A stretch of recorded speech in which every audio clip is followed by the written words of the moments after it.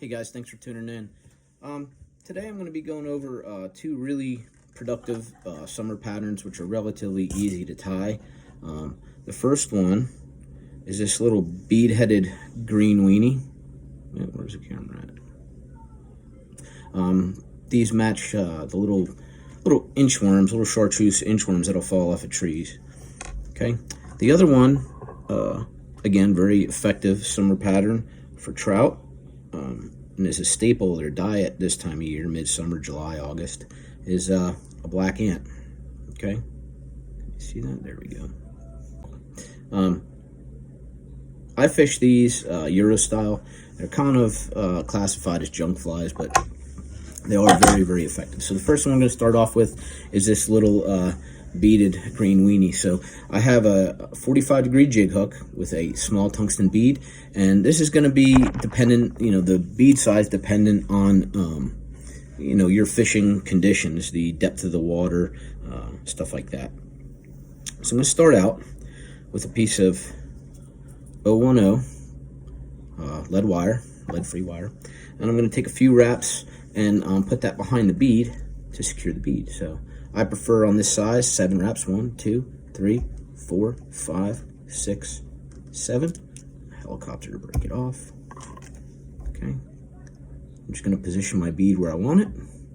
So next I'm going to take some chartreuse thread, 6/0, just regular old tying thread. And I'm going to kind of push that wire up underneath the bead. Okay. And I'll make like a thread nan to kind of secure everything. There we go. And wrap. And we'll take wraps down to the bend of the hook. Next I have a real small diameter piece of chartreuse chenille. And what I'm going to do is I'm going to measure that tail from the bead to the bend of the hook. So should be about there, looks right. Okay. I'm going to pinch it at that point. Oh, there's a random kid. Okay.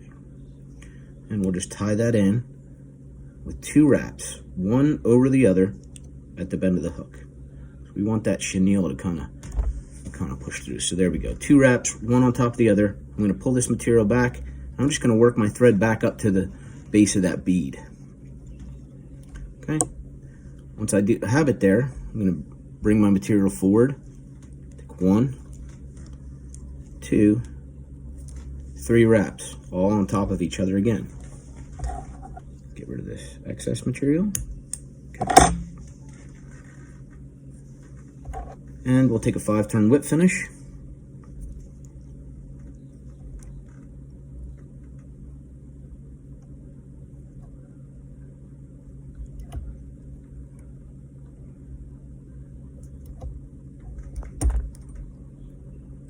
And secure it. Our thread.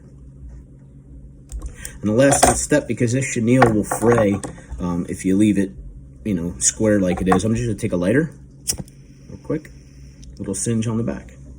There you have it. Pretty simple pattern.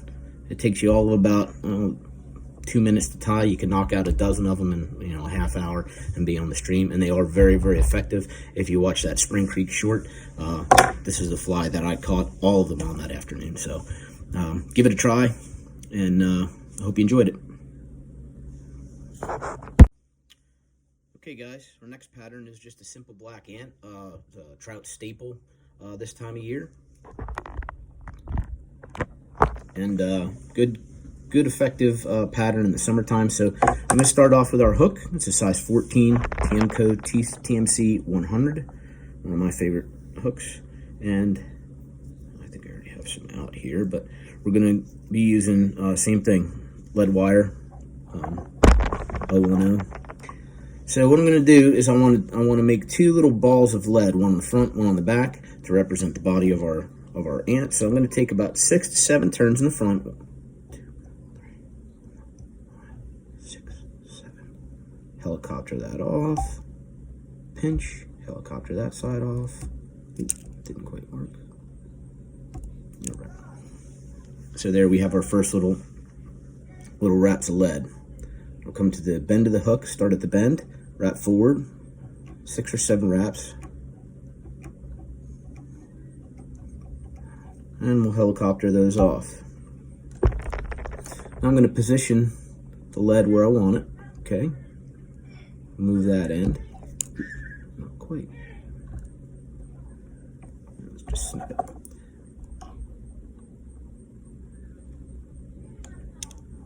Alright, good. Now I'll take some black thread, and I'm going to start just behind the eye of the hook. And I don't want to put too much backward pressure because I'll wind up moving that lead. Okay, but I take 3 or 4 wraps, and I'm going to bring my tag end of my thread back behind that little lump, and I'm going to wrap over it. And then I could snip the tag end of my thread, and we'll cover that front portion of lead wraps. Okay. And then we'll work back towards that back piece of lead. We'll repeat the process. 3 or 4 wraps in front, wrap back around, a few wraps behind just to kind of secure everything in place, and then we'll begin wrapping over top of the lead. Get a little bit of a taper on each little bundle of lead wraps, and it'll help us when we go to do our resin work.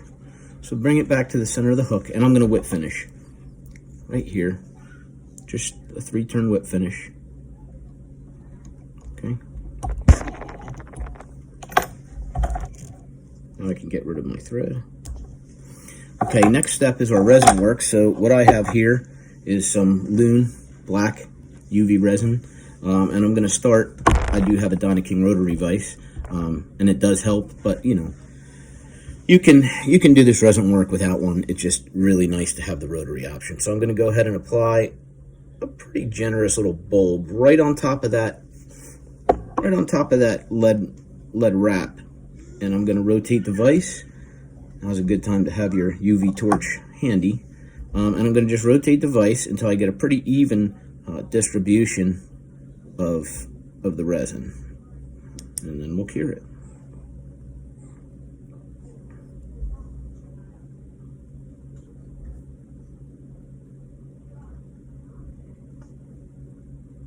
Okay, so that bulb isn't quite where I want it, so I'm going to add just a little bit more. The first application is usually the hardest.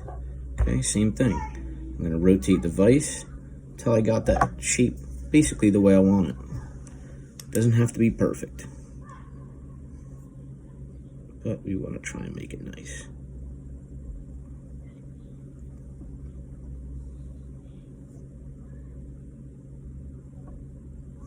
All right, I think that's good.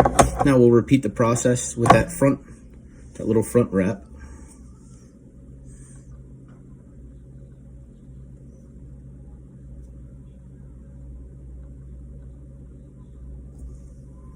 You want to be careful not to gum up the eye of the hook with the resin, but we'll just rotate until we get the shape that we want.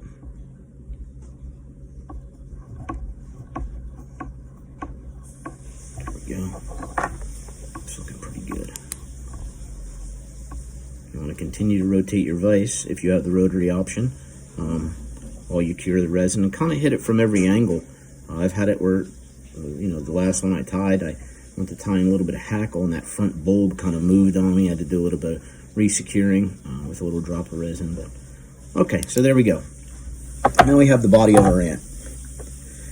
Our next step is to add some legs. Now for this, I use a lot of shopping for woolly buggers and stuff like that. And I always have these extra pieces that aren't really good for a whole lot. You know, sometimes I'll use them for like tails on a fly or something like that. So I have all these leftover pieces, so I'm able to kind of utilize those. So I'm going to take it, start with my thread right in the center of the hook, just behind that first bulb of resin. And I'm going to wrap backwards towards the bend of the hook. Let me straighten the vise up here. There we go. Okay. I can snip my tag end. And I'm going to wrap all the way back to the front of that first little bulb. I'm going to take my sharpened feather. And this doesn't have to be pretty like we're doing a dry fly, because we're actually we're gonna trim this up a little bit, make it really look like the naturals. Okay. There we go. We got that feather tied in. And now we're just going to take a few wraps to represent legs. Again, it doesn't have to be pretty. This isn't a dry fly. It's, we're fishing it like a nymph under the surface. So, also we're going to be doing some trimming here in a little bit. So, not that critical to have your wraps perfect or have all the barbs perfect. Just kind of get it on there. And we'll take 3 or 4 wraps with the schlop and feather. Okay, and I think that's about good. Now I'm going to secure that, weaving through like we normally do on a hackled fly. Okay, just take 2 quick securing wraps. Let's get rid of the excess. There we go. We'll brush all these hackles back and take a few securing wraps. Okay. Next step is to kind of finish everything off. Is we'll just take a quick whip finish, between 3 and 5 wraps. I don't know if you noticed, but again, that bulb just moved on me, so I'm gonna have to secure that with a small drop of resin, and that will actually cover up my whip finish too. So just a small little bit to kind of tie everything in.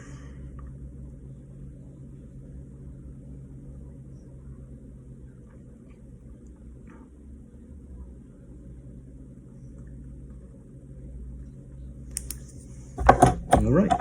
So obviously there's no ant in the world, that I've ever seen, that has legs quite like that. So obviously we're gonna have to trim them to size. I come straight up the top and trim them flush because generally ants don't have legs on top of their body. Then I'm going to brush these barbs down and go to about underneath the point of the hook and snip. There you go. That's it. There's your ant. Simple, effective, good summertime fly, especially for trout. It's a staple of their diet, as is a lot of terrestrial insects. So next I'm going to show you how I rig up to fish these 2 flies in a really simple, really effective manner. Okay guys, now we're getting to the portion of the video where I'm just going to explain to you how I fish these 2 flies. Again, good summertime pattern, staple of a trout's diet. So I do a lot of Euro nymphing. Okay, I have tied these on some brightly colored mono and some cider material just for the sake of this video. So you'll see this is going to represent our tippet. Okay, and I'm going to tie in down to a triple surgeon's knot. If you're clever, you know that this one right here is only a double, but when I'm fishing it, I do tie in a triple surgeon's knot. More often than not, in the summertime, I'm using 6X tippet. And that's not so much because I believe the trout can see it, but I think the lighter tippets allow the flies to kind of drift a little bit more naturally and act, they have less effect and drag on our flies in that skinny water. So I've tied that triple surgeon's knot in there with a dropper, okay? And we'll call this my anchor fly. Again, we used a tungsten bead and a few wraps of lead, so stands to reason this is going to be a little bit heavier, okay? So when we're down in the current, this tag end will be able to freely flow somewhere in the middle of the water column, and this anchor fly will be, keeping us anchored. So I hope you guys found this informative. I just wanted to share what's been working for me and something that I use in the summertime, and hopefully catch some trout. So if you guys want to see anything else tied, please message me and let me know. Facebook, Instagram, YouTube, and don't forget to click like and subscribe. Thanks for watching.